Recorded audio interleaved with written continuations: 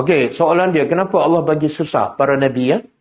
Nabi Ibrahim, Allah biarkan dibakar dalam api. Kan? Nabi Yunus, Allah biarkan dia telan ikan paus. Nabi Muhammad, Allah biarkan kena mati, kena baling batu. Nabi Yusuf, Allah biarkan dicampak dalam perigi. Semua susah kan? Sebab apa? Kita baca hadis ni, kita faham. Inna izamal jazai. Sesungguhnya, izamah ni azim. Besarnya jazak balasan. Besarnya balasan yang Allah bagi berdasarkan apa? Ma'a izamil bala. Berdasarkan besarnya balak-balak ujian. Lagi besar ujian, lagi besar pahala. Boleh faham? Lagi besar musibah, lagi besar gaji. Wa inna Allah, dan sesungguhnya Allah Ta'ala, iza ahabba qauman. Bila Allah cinta pada seseorang, Allah buat apa? Nah, kenapa Allah buat kepada Nabi Nuh macam tu?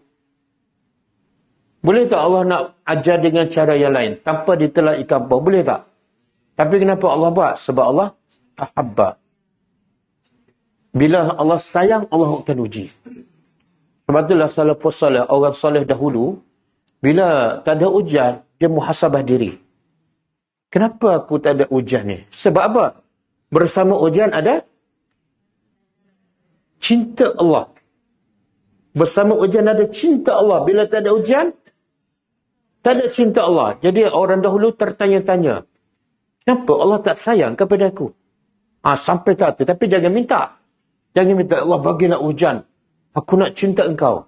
Jangan minta, sebab kadang-kadang Allah bagi kita tak mampu. Boleh faham? Cuma kita bersedia. Bila ada ujian, ingat, itu tanda Allah cinta. Faman radiyah. Siapa yang reda? Tengok, Allah uji. Sebenarnya Allah nak bagi apa? Reda. Ada yang lebih mahal daripada reda Allah. Berapa ramai yang sihat, Allah tak reda. Berapa ramai yang kaya, Allah tak reda. Jadi siapa yang reda dengan ujian, falahu reda. Baginya dapat reda Allah.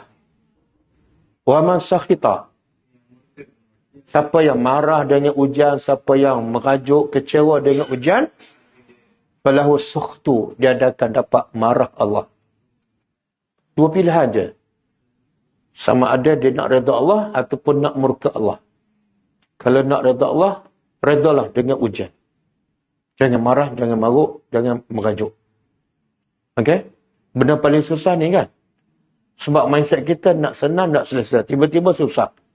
Kadang-kadang kita lupa.